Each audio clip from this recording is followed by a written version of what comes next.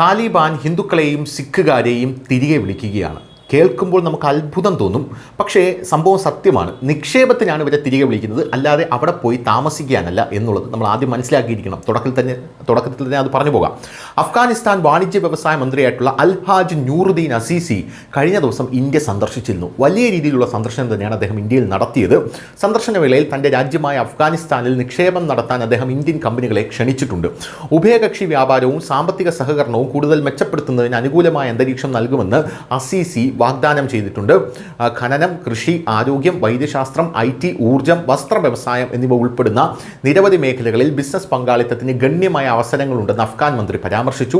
കൂടാതെ അഫ്ഗാനിസ്ഥാനിലെ സിഖ് ഹിന്ദു സമൂഹങ്ങളിലെ ജനങ്ങളുടെ സജീവ പങ്കാളിത്തത്തെയും മന്ത്രി അസീസി പ്രോത്സാഹിപ്പിക്കുന്നുണ്ട്. എല്ലാ പങ്കാളികൾക്കും സമാധാനവും എല്ലാവരെയും ഉൾക്കൊള്ളുന്നതും ബിസിനസ് സൗഹൃദപരവുമായിട്ടുള്ള അന്തരീക്ഷം നിലനിർത്താൻ തൻ്റെ രാജ്യം പ്രതിജ്ഞാബദ്ധമാണെന്നും അദ്ദേഹം ഉറപ്പു നൽകിയിട്ടുണ്ട്. 5 ദിവസത്തെ ഇന്ത്യ സന്ദർശനത്തിനായി അഫ്ഗാൻ മന്ത്രി അസീസി ഒരു ഉന്നതതല പ്രതിനിധി സംഘത്തോടൊപ്പം ന്യൂഡൽഹിയിലാണ് എത്തിയത്. ഇന്ത്യൻ ബിസിനസ്സുകാർ അഫ്ഗാനിസ്ഥാനിലേക്ക് വന്ന അവിടുത്തെ സാധ്യതകളും അവർക്ക് മറ്റു ബിസിനസ്സുകാർക്കും ഒരുക്കിയിരിക്കുന്ന അനുകൂലമായ അന്തരീക്ഷവും പരിശോധിക്കാൻ മന്ത്രി അസീസി ആവശ്യപ്പെട്ടു. കൂടാതെ ഖനന വ്യവസായം, കൃഷിമേഖല, ആരോഗ്യം, IT എന്നിവയിലെ അവസരങ്ങൾ പര്യവേക്ഷണം ചെയ്യുന്നതിനുള്ള മികച്ച സമയമാണിതെന്നും അദ്ദേഹം പറഞ്ഞിട്ടുണ്ട്. അഫ്ഗാനിസ്ഥാനിൽ എണ്ണമറ്റ അവസരങ്ങൾ ലഭ്യമാണ്. ഇന്ത്യൻ ബിസിനസ്സുകാരെ തൻ്റെ രാജ്യത്തേക്ക് വരാൻ അദ്ദേഹം വിനയപൂർവ്വം ക്ഷണിക്കുകയാണ്. അഫ്ഗാനിസ്ഥാൻ നൽകുന്ന സാമ്പത്തിക പ്രോത്സാഹനങ്ങൾ വളരെ വലുതാണെന്നാണ് ഇദ്ദേഹം പറയുന്നത്.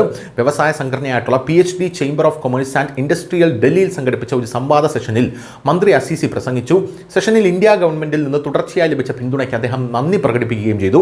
അസീസി പറയുന്നതനുസരിച്ച് അഫ്ഗാനിസ്ഥാനിൽ നിലവിൽ നിരവധി പുതിയ ആനുകൂല്യങ്ങൾ വാഗ്ദാനം ചെയ്യുന്നുണ്ട്. അസംസ്കൃത വസ്തുക്കൾക്കും യന്ത്രങ്ങൾക്കും 1% മാത്രം തീരുവ, സൗജന്യ ഭൂമി അനുവദിക്കൽ, വിശ്വസനീയമായ വൈദ്യുതി വിതരണം, പുതിയ ബിസിനസ്സുകൾക്ക് 5 വർഷത്തെ നികുതി ഇളവ് തുടങ്ങിയ സൗകര്യങ്ങൾ ഈ ആനുകൂല്യങ്ങളിൽ പ്രധാനമായും ഉൾപ്പെടുന്നു. News desk, news India Malayalam.